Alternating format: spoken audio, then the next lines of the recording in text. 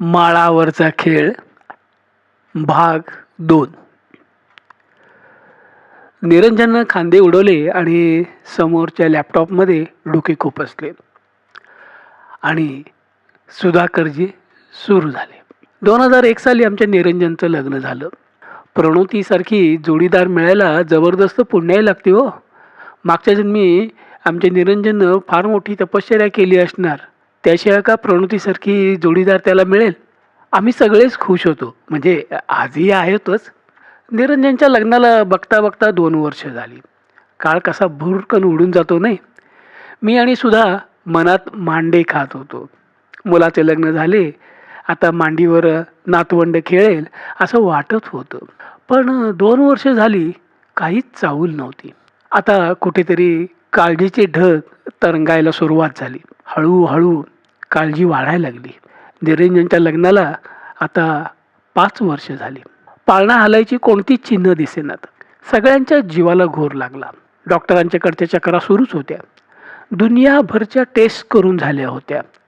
सगळे report normal होते. दोघात कुठलाही दोष नाही आहे असं डॉक्टर समजावत होते. पण अजून पाळणा हलत नव्हता. डॉक्टर म्हणत होते काही केसेसमध्ये असं होतं, आपल्याला थोडी जास्त वाट पाहायला लागेल. सध्या चालू असलेली हॉर्मोन्सची ट्रीटमेंट नक्की यश देईल. पण दुर्दैवानं कशाचाच उपयोग झाला नाही. काळजी वाढतच होती. इकडं सुद्धानं उपास तपास म्हणू नका, उपाय तोडगे म्हणू नका, काही करायचं शिल्लक ठेवलं नव्हतं. ज्योतिषाची उंबरठे झिजवून झाले. कोणी सांगेल तो कसलाही उपाय करायचा सपाटा सुरू होता. डोळ्यातनं आसवं निघाली नाहीत असा एकही दिवस गेला नसेल. इकडं निरंजन आणि प्रणोतीचा पण धीर खचत चालला होता. आमची इतकी हसरी खेळकर हसतमुख प्रणोती आता पार कोमेजून गेली होती. चेहऱ्यावरची रयाज गेली तिच्या. निरंजनचीही चिडचिड वाढली होती. आणि एके दिवशी कोणाच्या तरी बोलण्यातून त्या वाय गावच्या एक्स देवीबद्दल कळलं.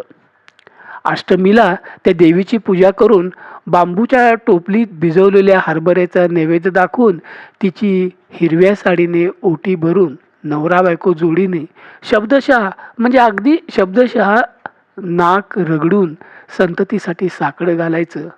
असं करा बघा, वर्षाच्या आत पाळणा हलेल घरात. तसं पाहिलं तर माझा या असल्या गोष्टीवर कधीच विश्वास नव्हता. निरंजन तर पक्का नास्तिक, म्हणजे तेव्हा होता, आता नाही. तो नेहमी या सगळ्या व्रतवैकल्यांची उपाय तोडग्यांची चेष्टाच करत आला होता. आता करत नाही. काल निर्णयाचं फडफडणारं पान सांगत होतं पुढच्या 8 दिवसातच अष्टमी आहे. झाले. सासू सुनेत कसला उत्साह संचारला कोण जाणे. जोरात तयारी सुरू झाली. पूजा साहित्य, भरजरी हिरवी साडी, बांबूची टोपली, सगळं खरेदी पण झाली. मग माझा आणि निरंजनचाही नाईलाज झाला.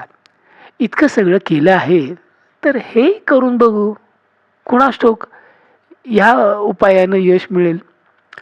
जायची तयारी सुरू झाली. पण हे वाय गाव कुठं आहे? मी मूळचा गुहागरचा, तरी पण मला हे गाव कुठे माहीत नव्हते. इतकंच काय, या नावाचं एखादं गाव आहे हे सुद्धा मी पहिल्यांदाच ऐकत होतो.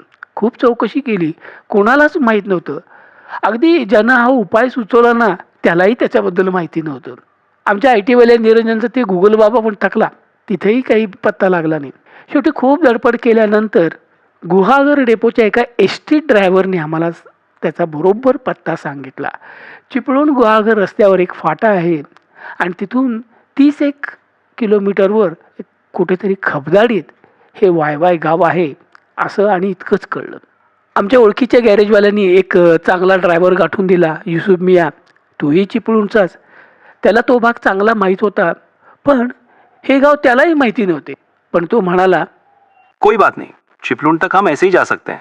वहां से आगे पूछते पूछते जाएंगे, ढूंढ निकालेंगे, मिलेगा वो गांव, उसमें क्या बड़ी चीज. ठरले. सकाळीच आम्ही निघालो. आम्ही म्हणजे मी, सुधा, निरंजन, प्रणोती आणि अर्थातच आमचा युसुफ मिया ड्रायव्हर. पनवेल कधी आले ते कळले सुद्धा नाही. वा, सुरुवात तर चांगली झाली. म्हणजे वेळेत पोचणार तर. आम्हाला देवीची ओटी भरून लगेच परत फिरायचे होते. रात्री कितीही उशीर झाला तरी मुंबईत परत यायचे होते. कारण निरंजन प्रणोतीला कशीबशी 1 दिवसाची रजा मिळाली होती. त्यामुळे वेळेत पोहोचणे आणि वेळेत माघारी निघणे गरजेचे होते. पण तसं होणार नव्हतं. पनवेलच्या पुढं येतो न येतो तोच गाडीने त्रास द्यायला सुरुवात केली. सुरुवातीलाच गाडी पंक्चर झाली. पंक्चर काढण्यात बराच वेळ गेला. तिथून जरा पुढे येतोय तो गाडी आचके देत बंद पडली. युसुफनं काहीतरी खाटखूट करून गाडी चालू केली. काही अंतर काढले, गाडी पुन्हा बंद पडली. असं 2-3 वेळा झालं. अरे युसुफ, जरा बऱ्यापैकी गॅरेज बघू आणि काय असेल ते एकदाच ठाकठीक करून घेऊ ना. जी नहीं, ये हाईवे वाले गैरेजों का कुछ भरोसा नहीं. वैसे तो चिपलून ज्यादा दूर नहीं, ऐसे ही धक्का मार मार के पहुंचेंगे वहां तक. एक बार चिपलून आन दो बस. अरे पण आपल्याला इथूनही पुढं जायचंय गुहागरला. रस्ताही माहीत नाही आपल्याला. साहब कोई फिक्र नहीं, चिपलून में मेरे चाचा उस्मान भाई का खुद का बड़ा गैरेज है. हमारी सारी परेशानियां बस वहीं खत्म होगी. मैंने अभी उनसे बात की है. बस किसी भी हालत में हमें चिपलून पहुंचना है. अक्षरशः दर 50 किलोमीटरला गाडीला काहीतरी व्हायचेच. गाडी ढकलून ढकलून माझे आणि निरंजनचे खांदे भरून आले. तो युसुफ तरी काय करणार बिचारा. गाडी चिपळूणच उस्मानबाईंच्या गॅरेजसमोर कशी बशी रडत खडत पोहोचली तेव्हा दुपारचे 4 वाजले होते. यूसुफ मियाँ, शुक्र है आप यहाँ तक आ पाए. मैं भी कितना परेशान था. वो देख, हमारा सुभानिया आपकी मदद के लिए अभी निकलने वाला ही था. चाचा जान, वैसे तो गुहागर जा रहे हैं, लेकिन देखो तो सुबह से काफी परेशान कर रखा है इस कमबख्त गाड़ी ने. चिपलून तक कैसा पहुंचा खुदा जाने. तू फिक्र मत कर, मैं देखता हूँ. लगता है आपके साथ और भी कोई है. जी चाचा जान, आप हैं सुधाकर जी और साथ में आपकी फैमिली. माझ्याकडे वळून उस्मानबाई अत्यंत अदबीने म्हणाले, आइए जनाब, आइए भाई साहब, आइए माता जी, आइए बहन जी, आप भी अंदर तशरीफ रखिए. अरे ओ अब्दुल, जरा अम्मी जान को बता दे हमारे मुंबई के मेहमान पधारे हैं. उस्मानबाईंनी आणि शहनाजबी, उस्मानबाईंची बीबी, आदरातिथ्यात कोणतीच कसूर सोडली नव्हती. कुठले कोण आम्ही, पण त्या दोघांचं अगत्य असं होतं की त्यांचा सख्खा भाऊच बऱ्याच वर्षांनी भेटतोय. सकाळपासून भुकेजलेलं आम्ही शेनाजबीने केलेल्या पदार्थावर ताम मारत होतो, तर तिकडे आमच्या कारचं बॉनेट उघडून उस्मानबाई, त्यांचा मुलगा अब्दुल आणि हेल्पर सुभान्या रिपेअर करत होते. बघता बघता घड्याळाचा काटा 7कडे झुकला. माझी अस्वस्थता वाढली. उस्मानबाई, काही मेजर प्रॉब्लेम दिसतोय का? हाँ, वैसा ही कुछ लगता है, लेकिन हो गया समझो. सुभानिया, मार बे स्टार्टर. पण आमचे दुर्दैव, गाडी ही उभारल्यासारखी काही काळ थरथरायची आणि पुन्हा आचके देत बंद पडायची. उस्मानबाईंनी पुन्हा इंजिनात डोकं खुपसलं. एव्हा रात्रीचे 8 वाजले होते. आमची काळजी वाढत चालली. इतक्यात घाम पुसत उस्मान चाचा आत आले. माफी सुधाकर जी, गाड़ी को ठीक होने में और ज्यादा वक्त लगेगा. किती? कुछ बता नहीं सकता. अरे बापरे, आता कसं करायचं? परेशानी की कोई बात नहीं, हो जाएगा काम आपका. तब तक आप सब आराम फरमाइएगा. यूसुफ बोल रहा था आप गुहागर जा रहे हो. नाही, गुहागरच्या पलीकडे जायचंय जरासं. कहाँ? मी त्या गावाचं नाव सांगितलं.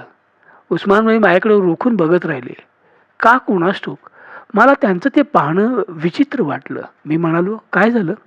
अगर मैंने ठीक तरह से सुना है तो आपने डबल वाई कहा ना. हो, तिथंच जायचंय. आपल्याला माहित आहे ते गाव कुठे आहे, कसं जायचं? जी बिल्कुल, हम उस जगह से काफी अच्छी तरह से वाकिफ है. हे बोलताना उस्मानबाईंनी काफी अच्छी या शब्दावर दिलेला जोर तेव्हा माझ्या लक्षात आला नव्हता. पण नंतर सगळाच खुलासा झाला ना.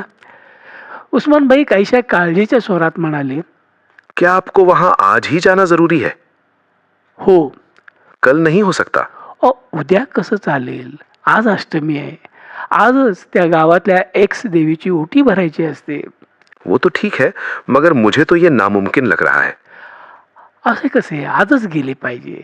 बाकी आमचे त्या गावात काहीच काम नाही हो. फक्त देवळात जाणार, देवीची ओटी भरणार, थोडा वेळ तिथं बसून लगेच परत फिरणार.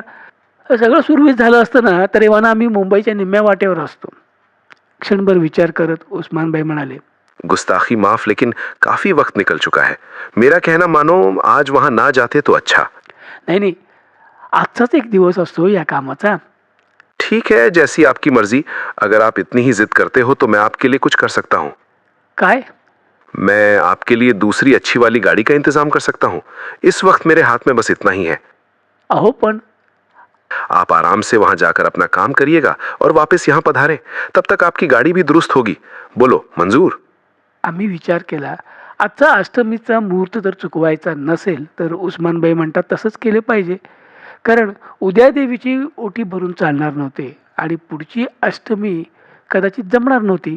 कारण निरंजन आणि प्रणती अगदी लगेचच ऑनसाईट प्रोजेक्टवरती युकेला जाणार होते. म्हणजे आज नाही जमलं तर पुढचे 6-1 महिने तरी नक्कीच जमणार नाही, कदाचित वर्ष देखील लागू शकेल. मी म्हणालो, ठीक आहे उस्मानबाई, पण मग आमच्यासाठी तुम्ही जरा फार त्रास घेतात. वो तो मेरा फर्ज है जनाब, और वैसे तो आप मेरे कस्टमर नहीं बल्कि मेहमान हो। हाँ, और एक बात कहना भूल गया, हमारे यूसुफ मियाँ सुबह से ड्राइविंग करते करते और इस बदतमीज गाड़ी से लड़ते लड़ते काफी थके हुए मालूम पड़ते हैं, तो उन्हें यहीं पे थोड़ा आराम करने दे। मेरा बेटा अब्दुल आपको ले जाएगा। ठीक आहे. वो देखो, अब्दुल मियाँ आपके लिए गाड़ी लेके पधारे हैं। बाहेर बघितलं तर खरोखर एक पांढरी शुभ्र प्रशस्त रुबाबदार शेवरले उभी होती. अरे अब्दुल, हो गई क्या तैयारी? आइए बहन जी, पधारिए, आपके लिए गाड़ी तैयार है। आम्ही सामानासकट गाडीत बसलो. अब्दुल पण गाडीत बसणार इतक्यात उस्मान चाचा म्हणाले, बेटा अब्दुल, आपको तो सब मालूम है, फिर भी जरा होशियारी से, बाकी सब अल्लाह की मर्जी। आमच्या चेहऱ्यावरचे प्रश्नार्थक भाव ओळखत उस्मान चाचा म्हणाले, भाई साहब, डरने की कोई बात नहीं, मैं तो ऐसा ही कह रहा था। वो क्या है, रात का समय और हमारे अब्दुल मियाँ हैं जरा बेअकल, जवान खून है, तेज तर्रार गाड़ी दौड़ाने में माहिर है, इसीलिए बाकी कुछ नहीं, आप बेफिक्र रहिए। अब्दुलनं गाडीला स्टार्टर मारला तेव्हा रात्रीचे 10 वाजले होते. गाडी चिपळूणच्या बाहेर पडस्तोपर्यंत आम्हाला चांगल्याच डुलक्या लागल्या होत्या. दिवसभर झालेली फरफट, त्यात आलेलं शेण आपला प्रभाव दाखवल्याशिवाय थोडाच राहणार. किती वेळ गेला होता कोणास ठाऊक, पण मला जाग आली ती अब्दुलच्या हाकाने. साहब साहब. अब्दुल हाका मारत होता. मी पुढच्या सीटवर होतो. तशी माझी झोप चांगलीच सावध असल्याने पहिल्याच हाकेला मला जाग आली. डोळे उघडले, बघतो तो काय, गाडी त्या निर्जन भागात रस्त्याच्या कडेला थांबली होती. बापरे, म्हणजे ही पण गाडी बंद पडली की काय? अब्दुल, काय झालं रे, गाडी बंद पडली की काय? जी नहीं, गाड़ी तो ठीक है, इससे कुछ नहीं हुआ। मग गाडी का थांबवली? साहब, गुस्ताखी माफ, लेकिन आपको बाकी सबको नींद से जगाना होगा। का रे? बताता हूँ, जरा सबको आवाज दो। मी हाका मारताच सगळे धडपडत जागे झाले. काय झाले, आलं का देवस्थान? नाही नाही, अजून आपण वाटीतच आहोत. मग सगळ्यांना हाका मारून का जागे केले? गाडी का थांबली? बंद पडली की काय? अरे देवा, आता काय करायचं? एकच कलकलाट सुरू झाला. तसं काही झालेलं नाही. या अब्दुलनंच तसं करायला सांगितलं, त्यालाच विचारू. हे सगळं होईस्तोपर्यंत अब्दुल गाडी बाहेर येऊन बावनेला टेकून चक्क विळी ओढत उभा होता. मी बाहेर आलो, पाठोपाठ निरंजन. काय रे अब्दुल, काय झालं? अब्दुलनं विडी विझवली आणि म्हणाला, देखो, सब ध्यान से सुनिए, जो बात मैं कहने जा रहा हूँ वो ठीक तरह से समझो। पण काय? बताता हूँ। बहन जी, दीदी जी, आप भी सुन रहे हो ना? सुद्धा आव असून पाहत होती तर प्रणवती घाबरून पांढरी फट्ट पडलेली दिसत होती. कोणत्याही क्षणी ती रडायला सुरुवात करेल असं मला वाटलं. मी निरंजनला खूण करून गाडीत प्रणवतीजवळ बसायला सांगितलं. तो सुनिए, यहाँ से आगे कुछ 2-2.5 किलोमीटर पर एक काफी बड़ा पुराना बरगद का पेड़ है। इसी के कारण इस जगह को वो क्या कहते हैं, हाँ याद आया, वड़ाचा माड़ कहते हैं। जब हम उस पेड़ के करीब पहुंचेंगे तब मैं एक ही लफ्ज बोलूंगा, संभालो। ठीक से सुन लो, मैं बोलूंगा संभालो, बस उसके बाद आप में से किसी के भी मुंह से एक भी लफ्ज नहीं निकलना चाहिए।